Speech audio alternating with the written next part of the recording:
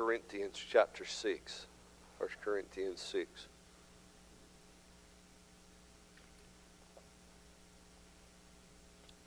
We're thankful to be in the service again tonight. Glad to see each one that's here. 1 Corinthians 6.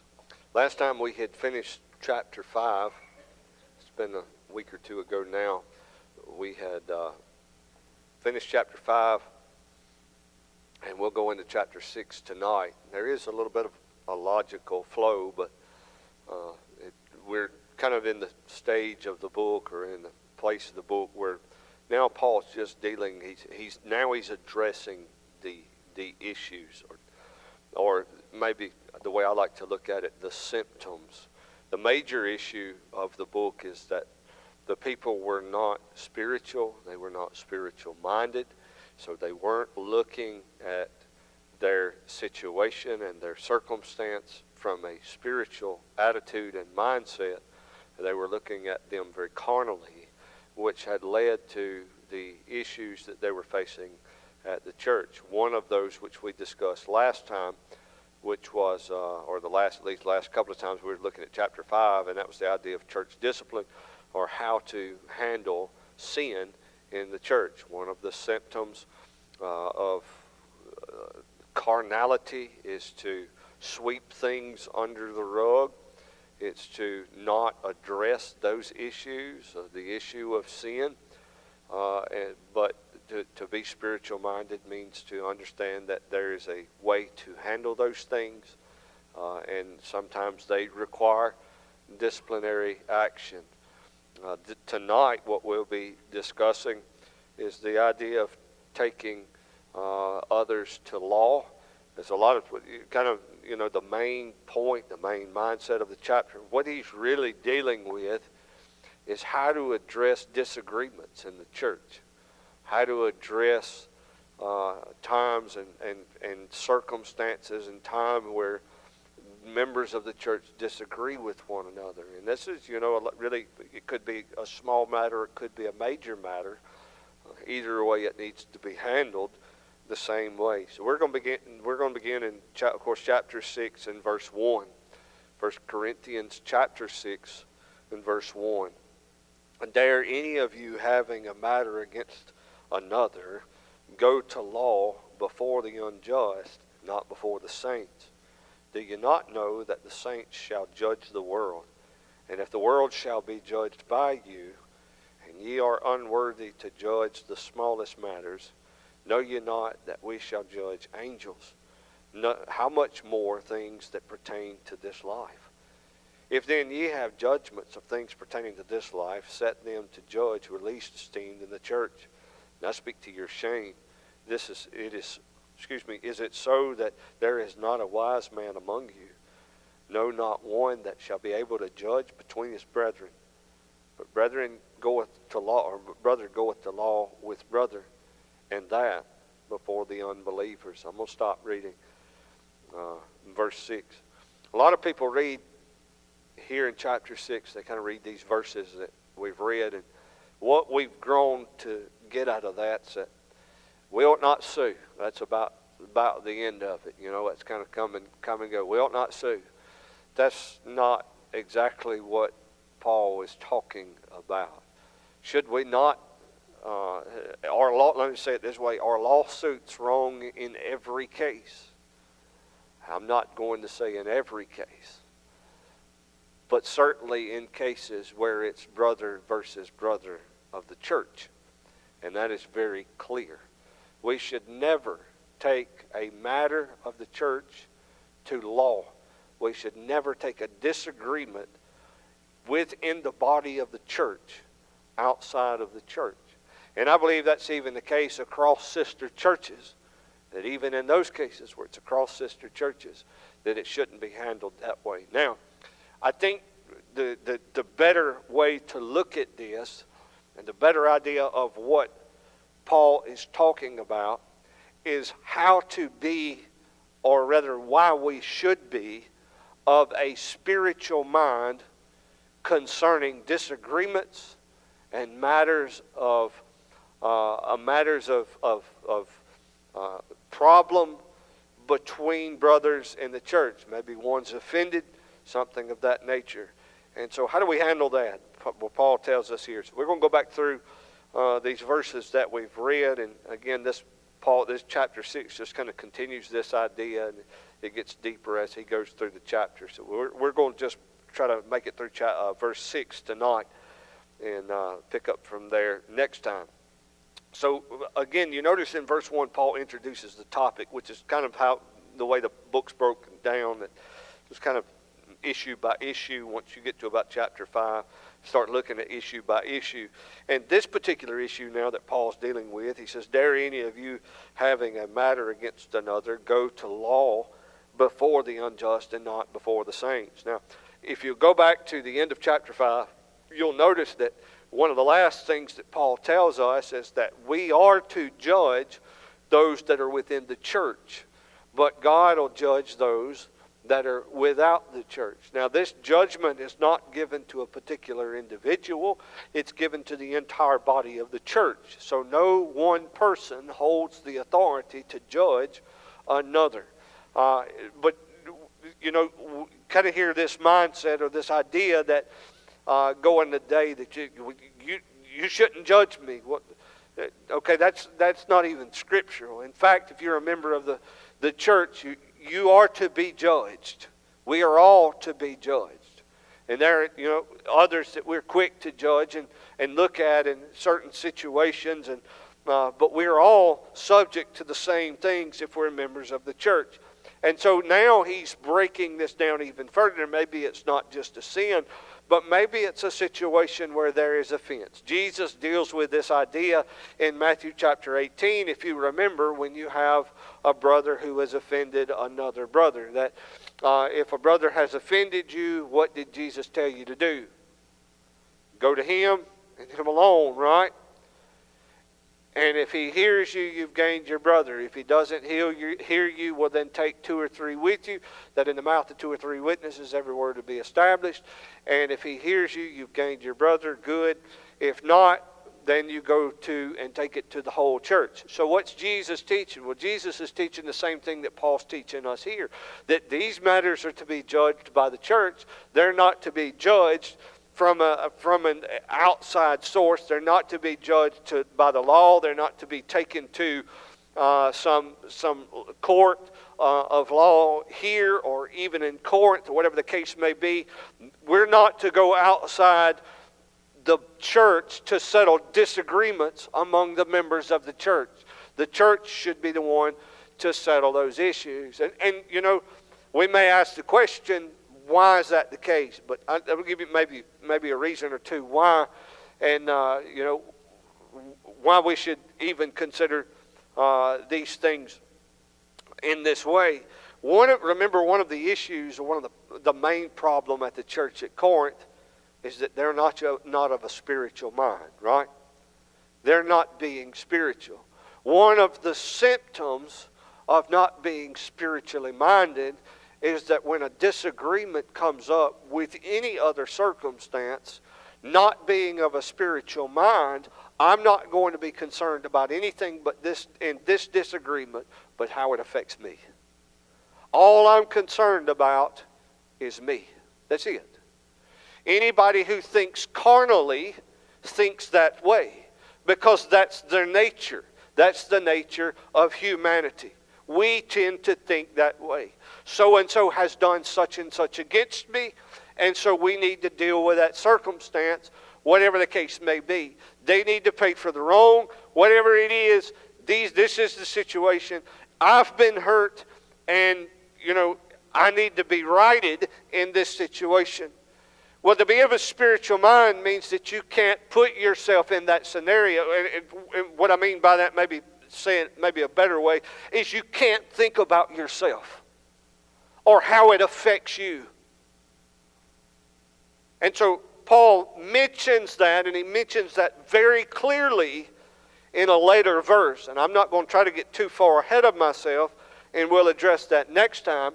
But one of the things that he's saying is that, or at least one of the root problems here, obviously, is the fact that they're not being spiritual. And because they're not being spiritual, they're not dealing with these disagreements right. They're not dealing with them in the right manner. They're only concerned about themselves. It's like, issues of the day. Maybe a fence built on the property line. Who's that fence belong to? Those are often community issues, right?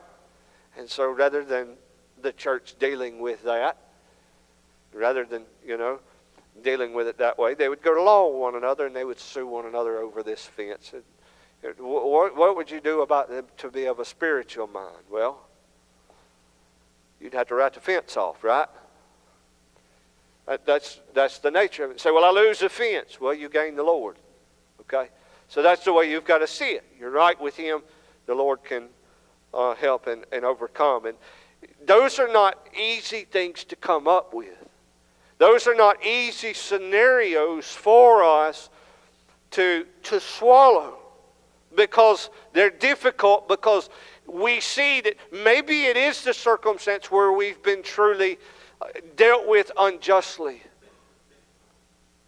But Paul made the statement, I'm just going to try to find it real quick for you, and now that I'm under pressure, I won't be able to find it.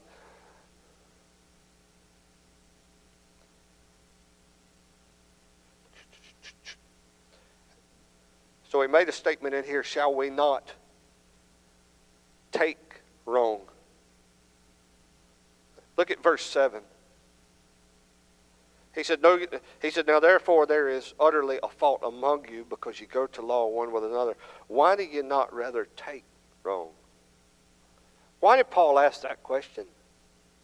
So what he's doing is he's backing up the whole idea with the understanding of how to look at these things from a spiritual perspective. Stop looking at them from the perspective of how it makes me feel or what it does to me, and start looking at it from the perspective of what would God expect from me under these circumstances. And God would expect us to take wrong in those circumstances. So we need to understand that, first off, when a church is not in a state of spirituality, when there's carnality in the church, and that's a general statement because we know all church and it's made up of members, and the members have different degrees of spirituality. But for the most part, generally speaking, when a church is in a carnal state, there are far more disagreements. Spiritual people tend to have less disagreements because they're willing to take a whole lot more. That doesn't mean that in a situation that spiritual people don't have disagreements. But typically people who are spiritual handle them in a different way. How do you handle them? Well, you take wrong. And you learn to put up with things. And then, that's kind of what Paul's dealing with here. Is number one, you need to learn how to address these situations from a spiritual standpoint. So let's go back to what Jesus said over there in the book of Matthew. If a brother has offended you, have any of you ever had somebody say something to you? And maybe you kind of wondered, how did they mean that? And the more you got to chewing on that, the more you were like, I think that they were being ugly to me.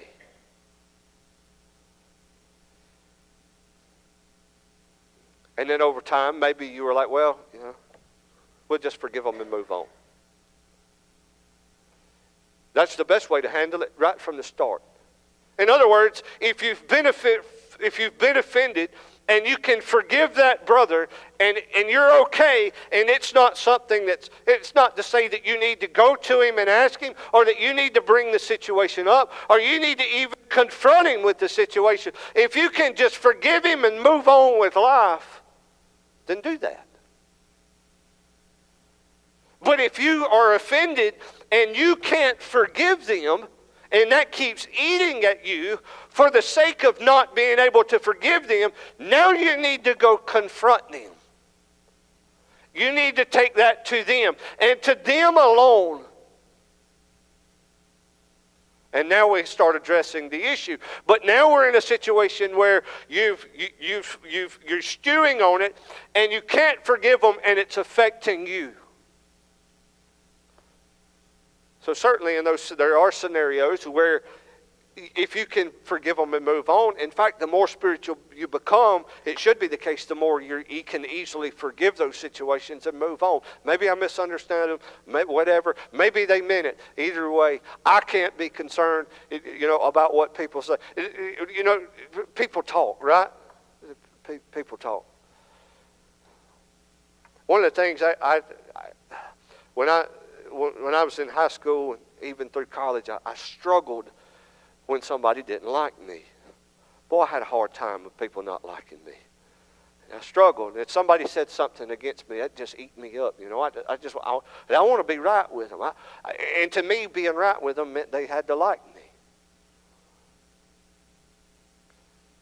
I got to the bank, began to work at the bank. The Lord put me on the collection department. Put me in the collection department. So this is not me. So that wasn't the person I picked the phone up and talked to that didn't let it like me, Everybody disliked me. And I got used to it. I didn't understand what the Lord was doing. The reason that's the case, and I believe one of the reasons the Lord did that for me and helped me in that way, which was very much the case, is because as a pastor, everybody's not going to like you. That's okay. If somebody does not like me, there ain't a whole lot I can do about that. I'm right with the Lord. I can lay my head down at night and go to sleep. If you don't like me, I'm sorry. I really would love to be right with you. And if you'll come to me, we can try to work this situation out with you being right. But if you don't like me and you won't come to me and talk to me about it, there really ain't much I can do. So you're just going to have to go to sleep with it. That's all I can tell you. And I don't mean that from a disrespectful attitude. I mean that in the utmost respectful way. That's the only way I can go to sleep with it and do the job that God's called me to do. Not everybody's going to like you. And that's okay. But there's a way that we're given to address these situations. And the reason is so that we can deal with them properly. And if dealt with properly, then we can be on the same page and in the same place and same front and all of that. And so we need to make sure that we're handling these situations from a proper perspective. Let me say this. Don't hold a grudge against your brother. Hebrews chapter 12 tells us that if you hold a grudge, it's a root of bitterness that's going to spring up, and it will defile, it will cause misery in the church. For the sake of yourself and for the sake of the church, if you're holding a grudge against somebody, get it right. Go to them and get it right. And if somebody comes to you with this issue, do your best to be of a spiritual mind. And try to work these disagreements out. Sometimes these disagreements don't work out. And we need somebody to judge in the matter. Now you got to think that's going to be a tough situation, right? And one of the reasons I mention this is that we say, well, don't take your brother to court, or don't take your brother to the law, or you need to go offend and talk to him about this offense, which is a very difficult thing to do. And rather than taking the difficult but right route, we just take the easy route and bury it and hold a grudge. And that's not right either. And it ends up causing a lot of problems all the way around. Either way, when the situation arises, if we've got a problem, the problem needs to be dealt with. Now, imagine this. Imagine a very serious scenario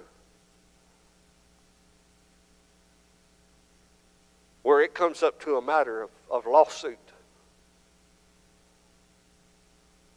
And it's almost to the place that it's time to take your brother to law. The Bible says don't do that. But rather take it to the elders of the church. Now, in order to do that, you've got to have some confidence in the elders of the church, right? And you've got to respect the elders of the church more than you respect the authority of the United States government. Now, how can you come to that mindset? Because you understand that the Spirit of God is involved in one and not in the other. In a case where it's an issue from brother to brother, we need not a man's opinion, we need the Spirit of God's opinion, or rather, truth. And so what Paul is doing is he's leading them to this idea that it's not carnality that we need to turn to judge in these situations. Because all you're doing is making a bad problem worse. You're turning to law, brother against brother, and you're not turning to ultimately the elders of the church and ultimately the Spirit of God to decide in these cases for you.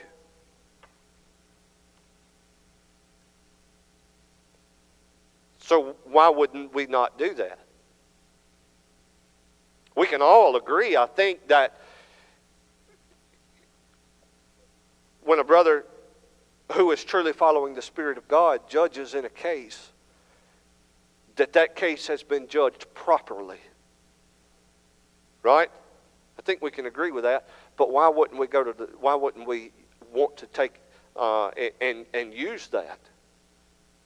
And say, okay, we've got this disagreement among us, and like the church at Corinth, why wouldn't we want to go to the elders of the church who have the Spirit of God and who can judge by the Spirit of God? Could be because we know how that's supposed to get judged, and that bothers us because we're afraid of it not being judged wrongly. Or rather, it may be not so much wrongly as it's not in my favor. So there again, the whole point is if we're not careful, we're more concerned about it being swung in our favor than we are about just laying ourselves down and allowing the matter to be handled. All right? So again, a lot of this I've kind of just tried to set the stage of the reasons why. So I want you to notice a few verses. He says, dare any of you having a matter against another go to law before the unjust and before the saints? Do you not know the saints shall judge the world? Now that's an interesting thought. A couple of interesting thoughts. And one, notice this. The argument that Paul is making is that if you believe the judges of this world that are elected, that are put in these positions, that are judging and ruling in these cases where we're suing one another here or in Corinth, if you think they're more qualified, understand this. By the Spirit of God, one day when Jesus establishes His throne in a perfect world where Jesus is ruling and we're ruling with Him, at that point the saints will be ruling the world and the saints will be judging. Why does he make that argument? Because the same Spirit that we will judge by then is the same Spirit we have today to judge today. And so Paul's argument is that honestly, a brother who knows the Lord Jesus Christ, who's a member of the church, is more qualified to judge than the people of the world because they don't have the Spirit of God. So all of this is lining back up to the idea of understanding and following God's Spirit and being of a spiritual mindset, even in these circumstances where we have disagreements among one another. And so he says, know ye not that the saints shall judge the world? Again, that's the idea of the millennial reign. And he says, and if the world shall be judged by you, are ye unworthy to judge the smallest matters? As Paul's argument again is that the saints of the church are more qualified than the earthly judges because they have the Spirit of God, and one day they'll rule and reign and judge with the Lord Jesus Christ. But notice verse 3, Paul takes that even a little bit further. Know ye not that we shall judge, what's the word? Angels. Now that's interesting. And we shall judge angels. Now I'm not going to get into too much of what I believe about this. I don't, for time's sake, I don't want to go that direction. But where is it that angels will be judged? Ask yourself that question. Where is it that angels will be judged? And he says, know ye not that we shall judge angels, those of us that are saved. How is that possible? Well, isn't it the case? You say, well, how is it possible that we could judge? Now, let me just present a hypothetical to you, and you think about it for just a moment. When we leave this world, and I go to be with Jesus, what kind of mind am I going to have? I'm going to have a perfect mind. Is that right? At that point, I will be, as the Bible says in the book of Romans, transformed into the image of Jesus Christ. That's not visibly, that's here. In other words, at this point, I will think like the Lord Jesus Christ. Well, if I have the same mind of Christ, can I render the same judgment as Christ? That's the point. That's the point. That you are of the mind of Christ, and thus you can relay the judgment of Christ. And so if that's going to be the case when all of this comes about, why not be the case now? In other words, again, another argument to make the statement, or to point to the fact that we are more qualified in these areas of judgment than earthly minded and carnality or carnal judges. So that's why Paul's argument is to come to the church for this understanding. Come to the church for this judgment. Because the church has the ability to judge from a spiritual perspective. And that's needed in most of these, if not every one of these cases. So know you not that you shall judge angels, how much more things that pertain to this life. In other words, how much more then should you not be able to judge in things that pertain to this life? You get to verse 4, and verse 4 can be a little bit difficult to understand.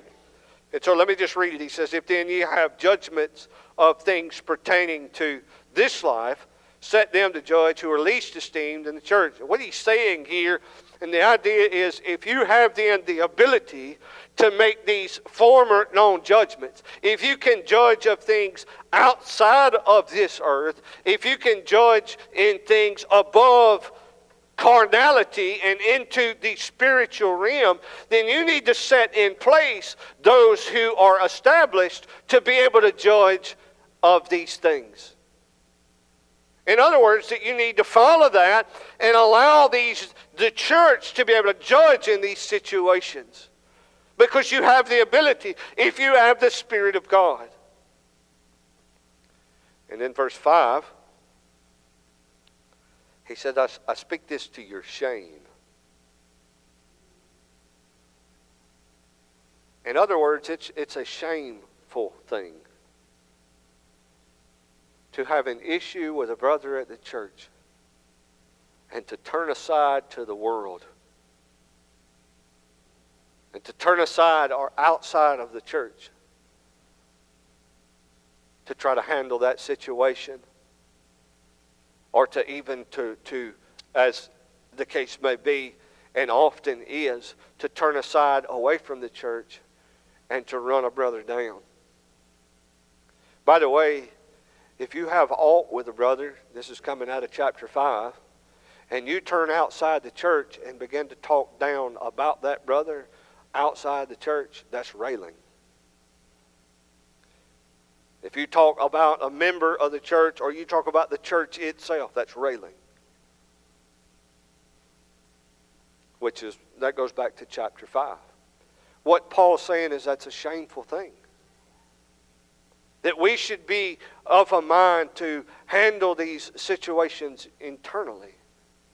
And to not just handle them internally, but handle them properly and discreetly.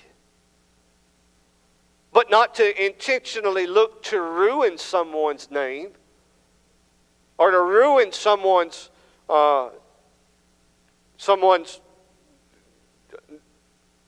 reputation is the word that I'm looking for. But to seek to reconcile regardless. I heard Brother Joe ask a question one day, and this is what he asked, is it harder to say I'm sorry or I'm wrong? It's harder to say I'm wrong, isn't it? There's been a lot of times I've said, I'm sorry, and I've walked away and I said, well, I said it because I had to say it to reconcile the relationship. But I was right. I just didn't fight about it. I just chose not to fight about it. Not to press the issue, right? It's a lot harder to say, I'm wrong.